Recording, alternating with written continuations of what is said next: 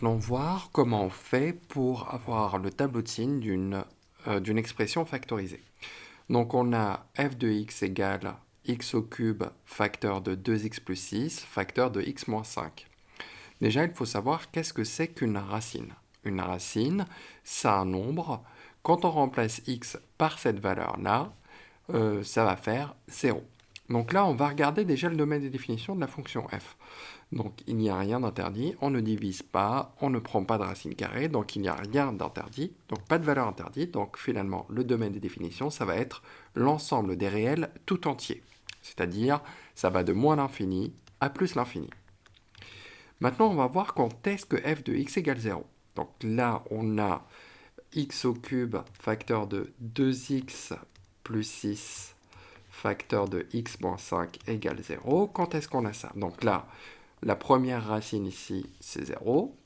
Le deuxième, donc quand est-ce que 2x plus 6 égale 0? Donc moins 6 divisé par 2, ça nous fait moins 3. Et enfin, moins 5, soit je le passe de l'autre côté, ça devient 5. Donc finalement, on a 0, moins 3 et 5. Quand on va faire le tableau de signes, il va falloir le mettre dans l'ordre. Les trois valeurs, j'ai moins 3, 0 et 5.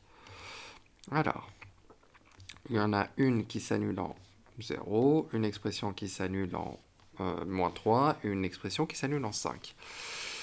X au cube, donc on voit bien, x au cube, elle s'annule en 0. Normalement, on connaît le signe, donc x au cube s'annule en 0, elle est négative avant, positive après. 2x plus 6 s'annule en moins 3. 2 étant positive, donc elle va être croissante. Si elle est croissante, une fonction affine, croissante, elle s'annule en moins 3. Avant, elle est négative, après, elle va être positive. Maintenant, x moins 5, on regarde, quand est-ce qu'elle s'annule? Elle s'annule en 5. Le coefficient, c'est 1. Ça va être une fonction croissante, une fonction affine croissante. Avant, elle va être négative et après, elle va être positive par rapport à là où elle s'annule. Maintenant, on va faire le tableau de signes. Donc ici, quand l'un des facteurs est nul, le produit est nul. Moins par moins, ça fait moins. Là, ça va faire plus. Ici, on a moins. Ici, on a plus. Donc, quand est-ce que f de x est strictement négatif? Quand est-ce que c'est strictement en dessous de 0? C'est entre moins l'infini et moins 3, mais pas uniquement, donc j'exclus, puisque là, c'est une inégalité stricte. Moins 3, je l'exclus. En plus, entre 0 et 5, je ne prends ni 0 ni 5. Maintenant, quand est-ce que f de x est positive ou nul? Donc là, quand est-ce que c'est supérieur ou égal à 0?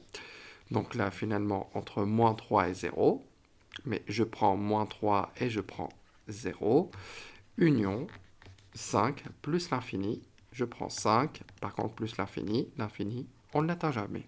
Voilà pour le tableau de signes d'une expression factorisée.